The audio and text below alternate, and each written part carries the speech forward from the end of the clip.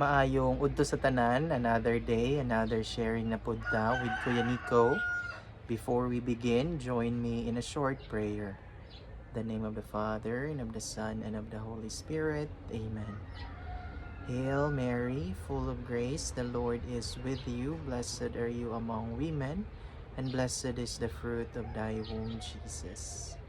Holy Mary, Mother of God, pray for us sinners, now and at the hour of our death. Amen. In the name of the Father, and of the Son, and of the Holy Spirit.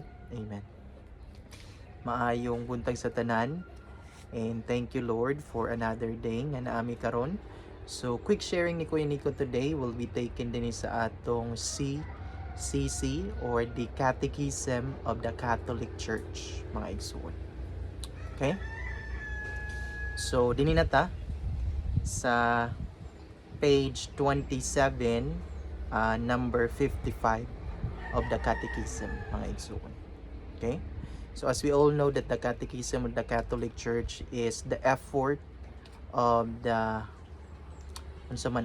Church, the mystical body of Christ, coming from the Pope to cardinals, bishops, and priests, theologians, philosophers gathering together to flourish, to make sure that the church is continuously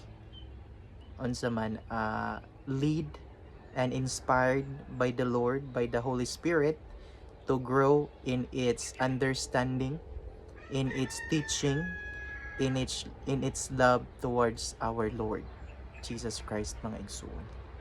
For we believe in one God, in three divine persons, God the Father, God the Son, and God the Holy Spirit, who are co-equal, co-eternal, and co-substantial with each other, brothers and sisters in our Lord Jesus Christ. Okay? So the Catechism is made up of number one, sacred scripture. That is why if you read the Catechism of the Catholic Church, every theology should always begin in sacred scripture, the Holy Bible, mga igsoon, the Word of God in the words of men. And the Word became flesh and dwelt among us. The Gospel, the Bible, both the Old and the New Testament are all about our Lord Jesus Christ.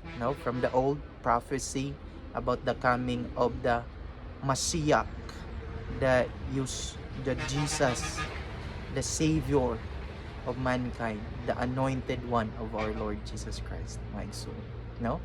Up until moabot ang New Testament, wherein the Lord has really manifested His very own heart, His very own self, His very own being to every one of us, humanity whom He created in His image and likeness, mga igsoon. Okay? So it's about the Lord, the written word of God, the prophecy about our Lord Jesus Christ, whom He revealed that He is the second person of the Holy Trinity, the God the Son, mga igsoon, through His words, through His actions, in His very Paschal mystery, mga igsoon, passion, death, resurrection, and ascension of our Lord Jesus Christ into heaven. Okay?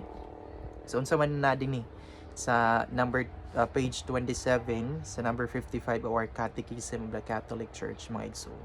Okay? It says here that for God our Lord wishes to give eternal life to all. So kinabuhing walay katapusan. Muning gusto ihatag sa atong Ginoo sa atong tanan, mga igsoon. God created everything in creation, and having human beings as its masterpiece. Kita ang center, kita ang creation whom He alone created in His image and likeness, mga igsoon. So that is why the Lord created us, for us not to do our own will, but to do His will. Not to live the life that we want, but to live the life that He meant for us. To live, to know, to love, to desire the mission that He has given us from the start of our being, of our creation, mga igsoon. No? So that is why the Lord called us to share in His divine life, His divine will, His divine plan of salvation to every one of us, mga igsoon. Ano si Saint Augustine nga, in the moment of our creation, our Lord did not ask for our permission to be created. No? He's the one who did it out of His great love, infinite and divine love for us. However, in the second creation, in salvation, that He wants us to join with Him through all eternity in His kingdom, in His being. He wants our cooperation this time, mga igsoon, no? In the moment of our creation, God did not ask for our permission to be created. However, now in our salvation, the Lord wants us to work our salvation with fear and tremble, mga igsoon, no? He's asking for our cooperation. He wants us to work our salvation with fear and tremble. Okay? So, pamandin eh. So, He wishes to give us eternal life to all those, tanan nga mga tao, both male and female, who seek salvation by patience in well-doing. Grabe, no? The Lord wants us to inherit, to have His eternal life by doing His will, by doing His plan for our own lives, mga igsoon. Kadto nga who are, unsa man seeking salvation mo, nang we need to cooperate. We need to also work hard for our salvation, brothers and sisters. Okay? By what? By patience. So patiently doing, following, discovering, loving His will for us every day of our life. Every status, everything nga naata dinhi sa kalibutan. We should do it not for our own sake, but for the sake of the Lord who has given us all these good things that we have, mga igsoon. Grabe ka wonderful ang Lord, no? Now, what is the will? What is the plan of the Lord? None other than the way of love, the path of love. For God is love, mga igsoon, no? So how can we do love in our life? Love, according to Saint Thomas Aquinas, is willing the good of the other as other. So we do things, we share the good things that we have. All the good things, the wealth, the money, fame, pleasure, power, honor, tanan nga good thing nga naata, it's not only for ourselves, mga igsoon, no? It's the mystery of the gift, the mystery of grace. Once you receive from the Lord for free, then you should give it away for free for others, for our brothers and sisters who are in need the most, mga igsoon. Okay? So last part, it's by doing patience and well-doing, mga igsoon. So patiently, I know nga our human life is not easy. It's never been easy. The Lord Himself did not promise comfort for those who will follow Him, mga igsoon. Noon sa inyo ni Lord, if you follow me, number one, you should deny your sinful self. You should deny those attachments that stop us from uniting to our Lord, mga igsoon. If wealth, money, power, pleasure, honor, glory, and fame would be the one that stop us to be united all the more to the Lord, then those things becomes hindrance to our relationship with the Lord, mga igsoon, no?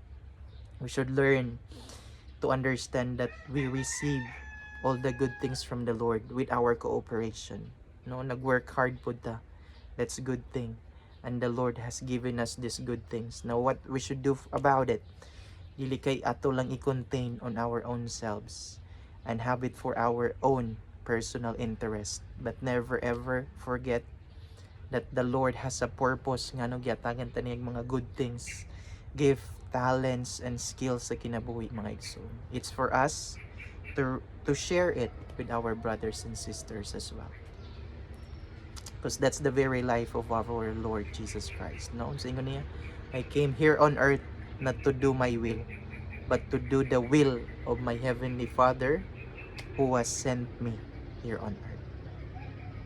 So the ego, the self, should not be the main focus of our life. It should be ako, it's me, and mine, it's my, me, myself, and I. Because if we keep on unsa man accumulating things only for ourselves, then we will realize na it's not gonna make us happy eternally. Maybe for a couple of moments, hours, days, weeks, months, and years. But you will really realize, my dear brothers and sisters, na unsa man, it's not what the human mind, the human soul, the human heart, the human life is searching for. We're not created for the goods here on earth. Yes, they are good, but we should be able to know how to use them. No, the spirit of detachment, mga igsoon.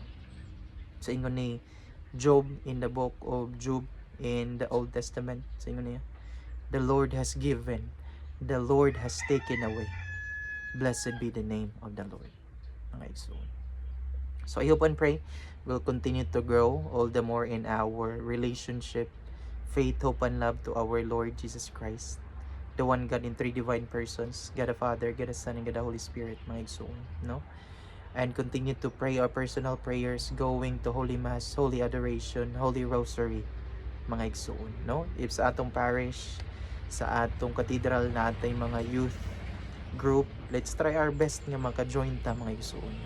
I know it's not easy, it's always hard to live in a community, but with the help of our Lord Jesus Christ, love, mercy, and grace, then we'll be able to overcome it, no? Na mga heads sa atong katolikong simbahan nga somehow don't give importance to the youth of this generation. Wala kay tay activity dito kay nato sila mapa-active, no? Ay lang nato sila ma-remember kung unsa man if we need the youth, if na youth activity. But let's not forget, no, everyone, every Catholic baptized, every Catholic faithful member of the mystical body of Christ, the Church, should be taking care of our priests, cardinals, and sa mga bishops, priests, deacons of our mystical body, the Catholic Church, mga igsoon, the mystical body of our Lord Jesus Christ.